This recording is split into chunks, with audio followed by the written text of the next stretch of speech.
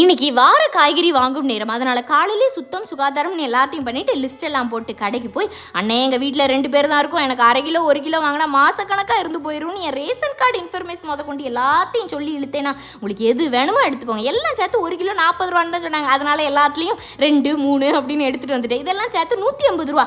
ஏன்னா இந்த வாழைத்தண்டு அப்புறம் பூசணிக்காய்லாம் கொஞ்சம் விலையாக போயிடுச்சு. ஆனால் இந்த வாட்டி தான்ப்பா நம்ம கரெக்டாக எல்லாம் வாங்கியிருக்கோம்னு சொல்லி எனக்குள்ளேயே ஒரு பேர் ஆனந்தம். சரி சமைக்கலான்னா காலையில் மதியானம் நடுவில் டைம் ஆகி போயிடுச்சு.